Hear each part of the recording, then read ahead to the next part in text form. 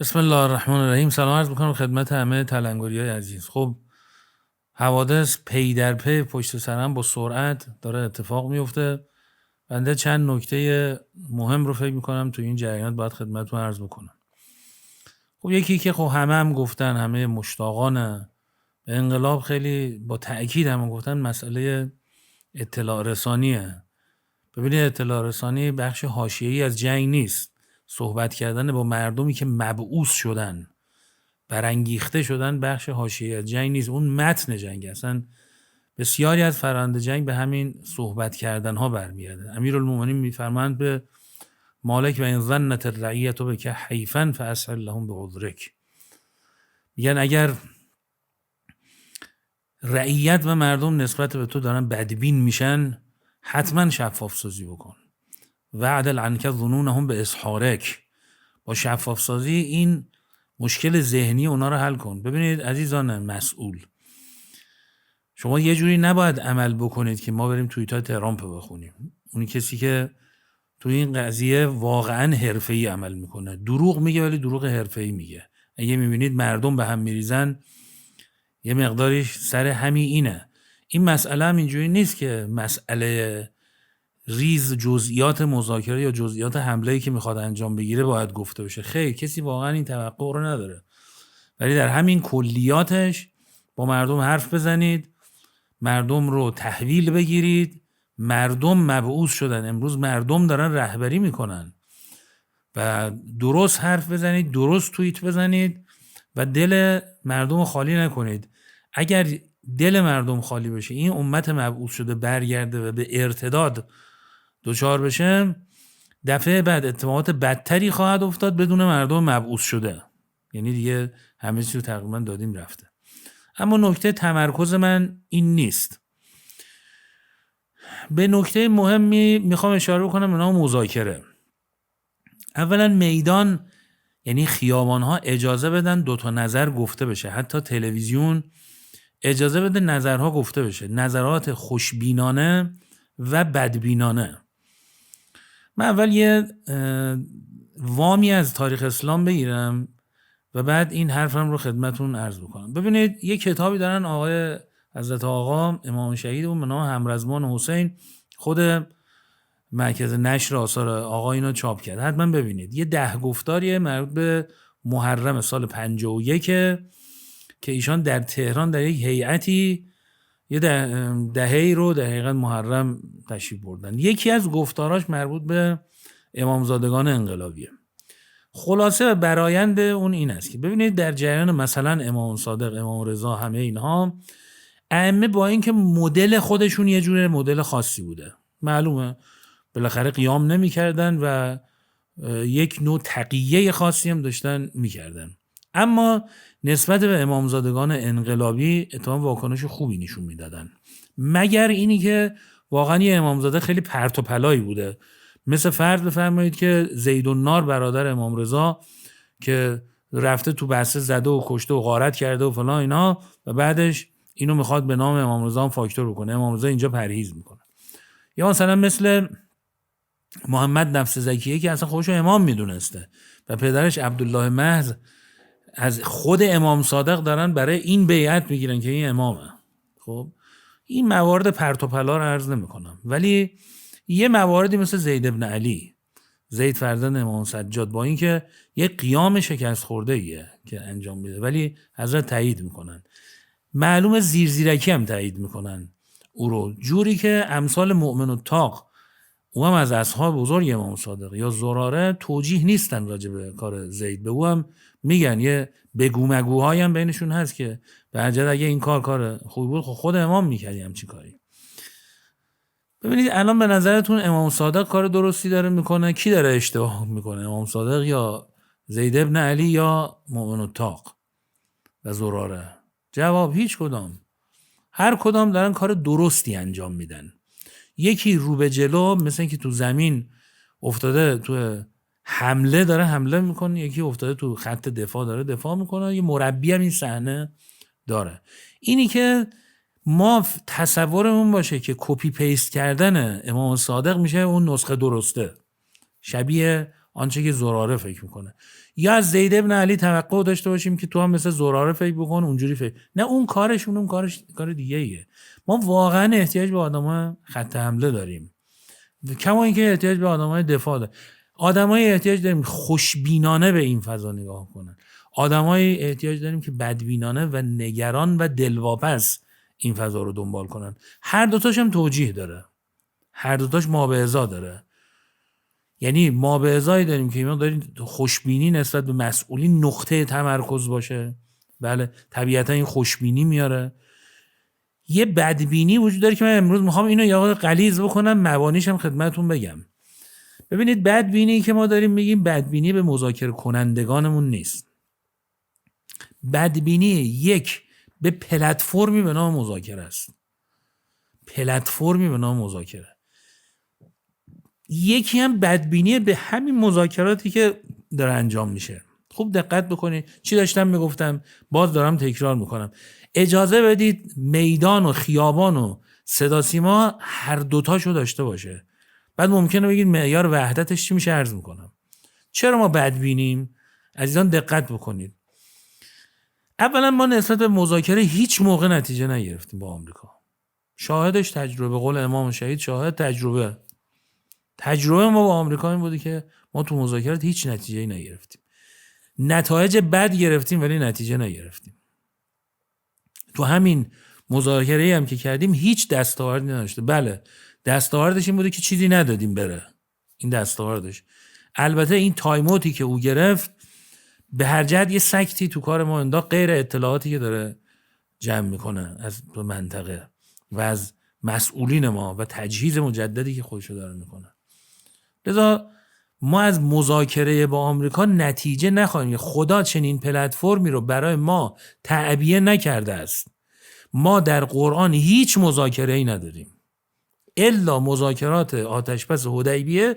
اونم وقتی بوده که دقت بکنید اگه ما در اون شرایطیم باشه، اینی که اومدیم رفتیم از حالت تدافعی به تهاجمی، رفتیم پشت دیوارهای نیویورک بیعت کردیم که این آمریکا رو به خاک سیاه میشونیم، بعد نشستیم اونجا مذاکره کردیم.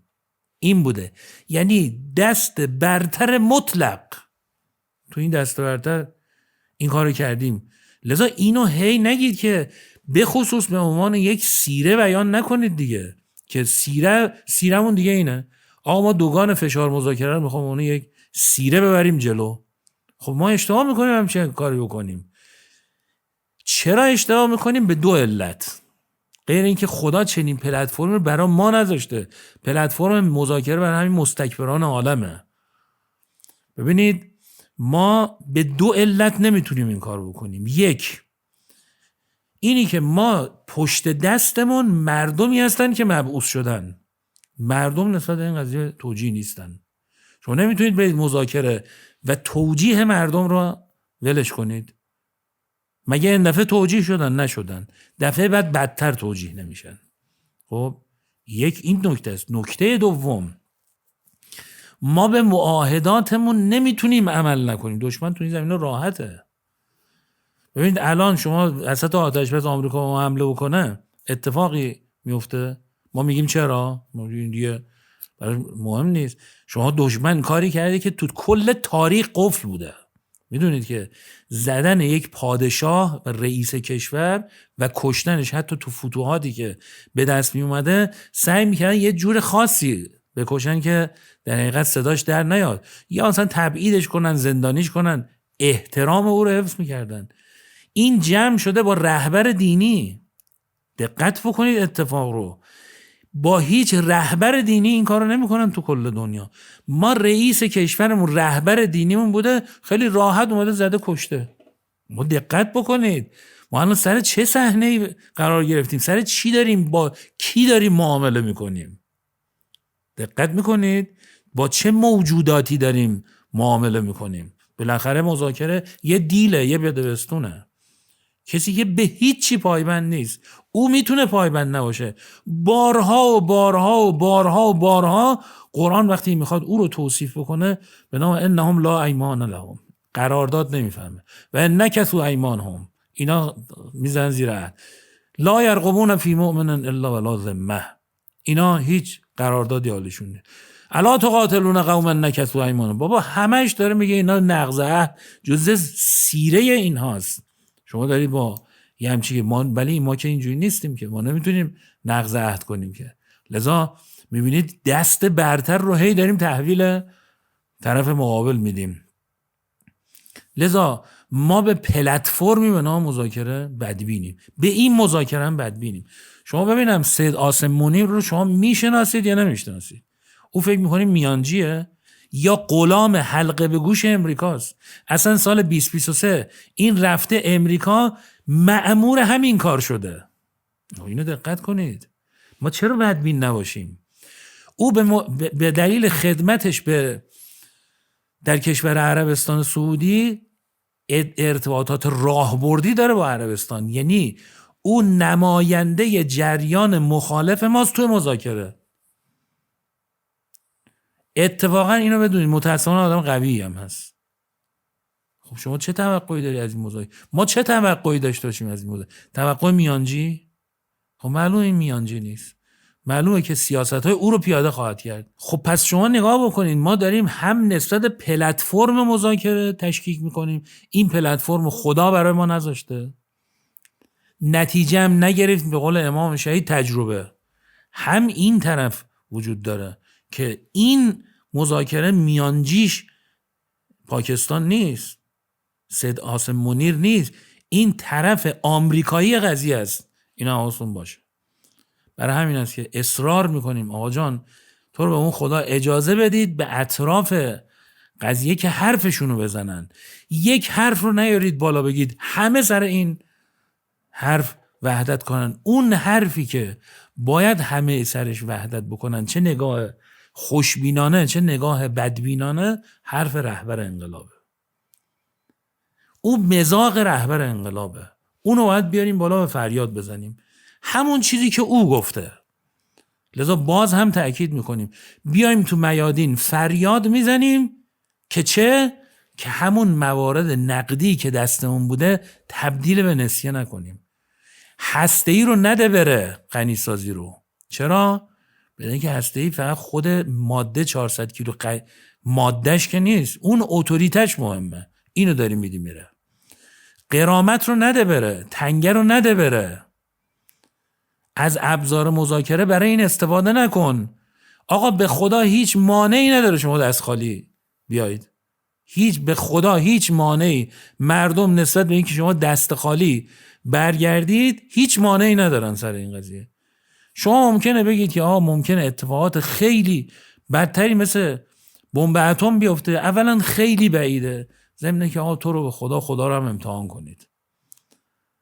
خدا بارها عرض کردیم در موارد بسیار حاد کارهای حاد میکنه. مصلحت نیست که از پرده برون افتد راز.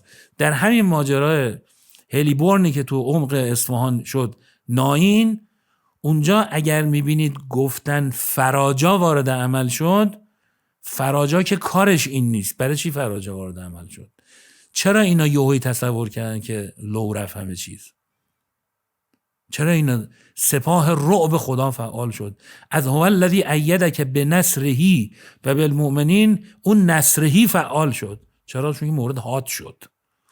اونجا خدا اعجاز خودشو نشون داد. شما تصور بفرمایید جریان حق و باطل وقتی به موارد خیلی حاد برسن، خدا همونجا ورود میکنه، ورود به نصرهی میکنه. چرا از این میترسید؟ بیاید خدا رو آزمایش کنید، خدا رو امتحان کنید. بذارید ما تو موارد حاد مثل ابراهیم نتیجه بگیریم، مثل موسی نتیجه بگیریم. به اینا رو نتیجه بگیریم، بیاید کار رو تمام بکنیم. از این جهتش بنده مجدد این حرف رو دارم، فضای اطلاع رسانی دقیق، همون جوری که تو این مدت ها بوده. جزئیات مذاکره و چه هم کسی نمیخواد بدونه. حرف بزنید زودتر از بقیه. دو، اجازه بدید نگاه خوشبینانه و بدبینانه بیاد حرفشو بزنه. محور وحدت این دوتا نگاه فرمایش رهبره. اتفاقا دوتاش به خدا وقتی که باشه حرف کامله. نه اینکه یک قرائتی رو مثل برجام یه موقعی آوردن بالا انقدر سرش تاکید کردن دهن همه رو بستن دیگه. تازه بعد اخیراً آقا فرمودن که این 10 سال تعلیق و اینها رو من گفتم نکنید، اینا گفتن شد دیگه. بعدا نشه همچین اتفاقاتی. دقت بکنید بعدا ما مواجه با همچین اتفاقاتی نشویم تو میدان. اینم به معنی بدبینی نسبت به مذاکره کنندگانمون نیست، پلتفرم مذاکره و این مذاکره‌ای که ما داریم انجام میدیم. پیشنهاد آجان، مگه این آتش بس اعلام نشده؟ مگه 2 هفته سه‌شنبه تموم نمیشه؟ مگه اینجوری نیست؟ خدا روشش اینه ولا یحسبن الذین کفروا سبقوا. هیچ موقع کفار نباید ابتکار عمل رو فکر کنن دستشونه. نباید ما بریم تو موضع انفعال که ببینیم دشمن چه کار میکنه که ما چه کار میکنیم. آیا آتش بسی بود دیگه، تمام شد. اگر شما به عنوان ابتکار عمل زدی میبینی قاعده رو دست گرفتی. و یعنی عین این پینگ پونگ بازهایی که دیدید که میرن تو موضع دفاع، همش طرف داره آبشار میزنه، این داره دفاع میکنه. اگر بازی رو برنگردونه و آبشار رو اون نزنه بالاخره این سرویس میخوابه. اینو حواستون باشه. در اولین ساعتی که این اتفاق میفته باید اتفاق بزرگ رقم زد، باید ناوشون رو زد، باید اهداف نظامیشون رو زد، باید یک کار بزرگ انجام داد. مگه طرف ناوچه بیدفاع ما رو نزد؟ این همه کشته بیدفاع گرفت برای چی؟ برای هیچی. نه ناوچه جنگی بود، نه این ناوچه جنگی الان دم دست ماست. خب بزنیم اینو.